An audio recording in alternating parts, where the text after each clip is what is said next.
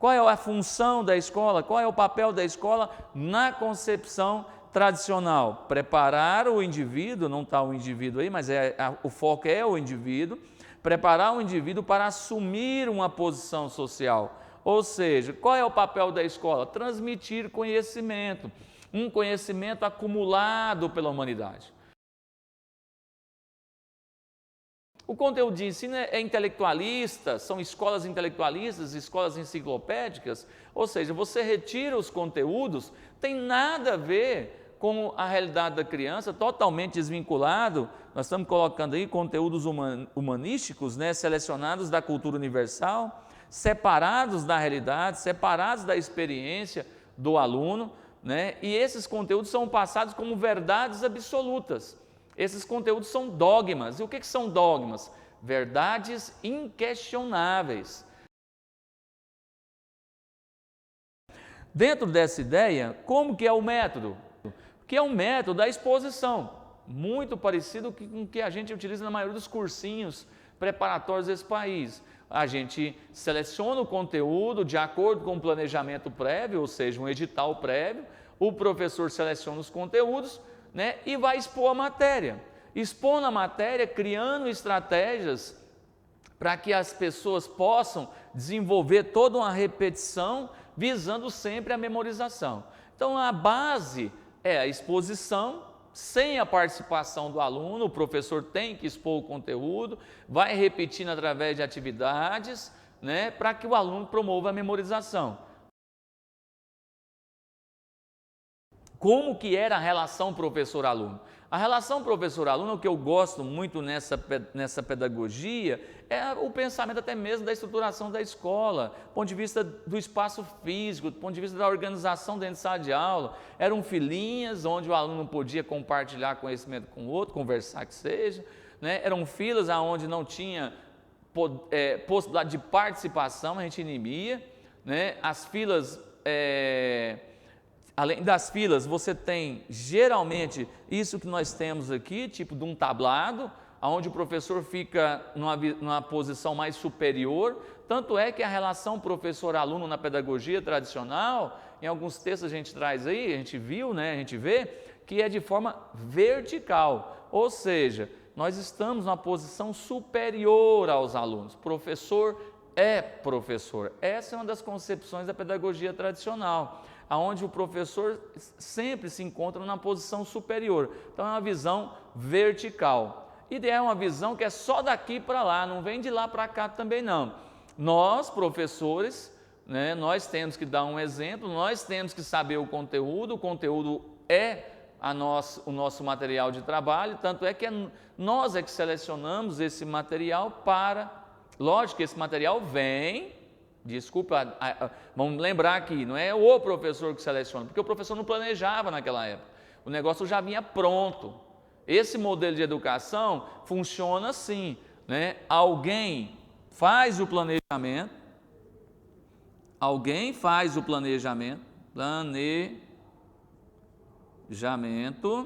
né? Alguém vai promover a execução do que foi planejado, e depois vem alguém e faz a avaliação, né? Basicamente, né, num processo de concurso público, é isso que a gente está vivenciando. Alguém planejou o edital, o currículo que vai ser cobrado, o professor executa e vem alguém e faz a avaliação do que você teoricamente deveria ter aprendido, né, ou memorizado. Então, basicamente, esse modelo de educação tradicional, pedagogia tradicional, muitas vezes é conhecido como uma proposta pedagógica tecnocrática. Ou pode vir uma proposta pedagógica burocrática. Faz parte dessas concepções. Por quê? Porque quem elaborou praticamente o processo de currículo, quem elaborou o currículo, quem fez todo o planejamento, aula 1, aula 2, aula 3, né, foi um técnico, né, lá do MEC, um técnico do Ministério da Educação, e trouxe para um ambiente educacional. Então, essa pedagogia tradicional, a relação professor-aluno, tem um caráter onde o professor é o centro do processo. Aí você fala, como é a didática dessa pedagogia tradicional? A didática é estabelecer normas, regras, princípios, onde visa a memorização e onde o professor é o centro do processo. E o aluno tem que ficar ali caladinho nas carteiras, totalmente receptivo, tá? Totalmente receptivo. Não é passivo, é receptivo. Ele tem que estar na carteira em silêncio, prestando atenção, fazendo anotação, e quando ele for cobrado no futuro, ele tem que voltar, né, àquele conhecimento, ou seja, verbalizar. Como que a gente, naquela época, ou nessa concepção pedagógica, porque tem muita escola que defende esse ainda, ou seja, como que o aluno aprendeu? Né? Como que a gente sabe que houve o conhecimento? É quando aquele aluno consegue verbalizar. Como isso acontece? Né? Por exemplo, a tabuada, 2 × 2, 2 × 3, aí o aluno vai falando, tabela periódica, aí o aluno vai repetindo, mas isso também se dá em forma de questionário. Né? Você passa um questionário, responde com a turma e depois ele tem que reproduzir aquilo de acordo com o que ele respondeu, né?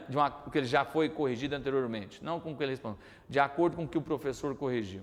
Tá? Quando eu comecei a trabalhar, trabalhava com essa questão, né? Com essa pedagogia. A gente chegava, passava o questionário, expunha a matéria, fazia a exposição da matéria, passava um questionário, passava um questionário, aí praticamente já ajudava o aluno a responder e depois ia para o quadro responder questão por questão. E aí, na hora da prova, a gente selecionava a quantidade de questão para que o aluno pudesse praticamente responder de acordo com o que a gente já tinha corrigido. Isso é um caráter extremamente verbaliza, pode ser oral, mas a ideia de você transcrever, ele está verbalizando de uma certa forma aquilo que a gente propôs. Extremamente autoritário, porque se ficar faltando alguma coisa já é meio certo, se você não conseguir reproduzir, está errado, então um caráter extremamente autoritário. Que tipo de conhecimento acontece aqui? Esse conhecimento é extremamente objetivo. 2 × 2 é 4, ponto. Não há questionamento. Então o conhecimento, a relação do objeto, do sujeito com o objeto, ou seja, o sujeito é aquele que quer conhecer, o objeto é aquilo que vai ser conhecido, ou aquilo que vai ser conhecido pelo sujeito. A relação é extremamente objetiva.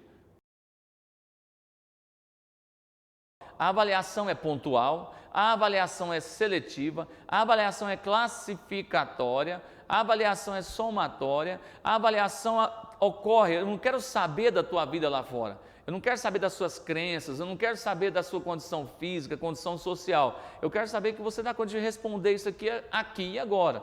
Então é pontual, é seletiva. E qual é o objetivo desse tipo de avaliação, dessa pedagogia tradicional? Marginalizar, julgar, reprovar, excluir. Se o professor veio aqui, deu o conteúdo, expôs a matéria, deu exercício, passou tarefa para casa, mais exercício, visou a memorização, deu a prova. O aluno foi e não saiu bem na prova. Beleza. E daí? De quem é o culpado? É o aluno. A teoria de aprendizagem que está fundamentada essa ideia é no inatismo. Então, o que o inatismo prega? Que a pessoa chega aqui em branco, o aluno já chega em branco, é tratado como um mini adulto, ele já nasceu com a capacidade de aprender. O que a escola vai fazer? O que o professor faz? Vai preencher de conteúdos de acordo com a cultura universal, para preparar essa criança para desempenhar o seu papel ou a sua posição social, né? Para desempenhar ou para exercer uma posição social aqui. Então a escola pouco vai influenciar na concepção dessa criança aqui, porque essa criança já nasce, o inatismo fala isso, essa criança já nasce pronta para o conhecimento. Ela já nasce pronta para o aprendizado, já nasce pronta para aprender a falar, já nasce pronta para aprender a ouvir. né? Então, se ela está pronta para o conhecimento, para o aprendizado, para a fala, para aprender a ouvir, se ela não aprendeu, aí a culpa passa a ser da criança que não dedicou, não estudou. A escola fez todo o esforço, né, para que ela aprendesse. E pouca gente interfere, a escola interfere nesse processo, porque a criança já nasceu pronta.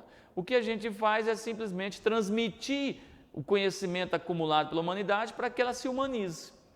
Esse é o papel da escola, para que a criança já nasce pronta.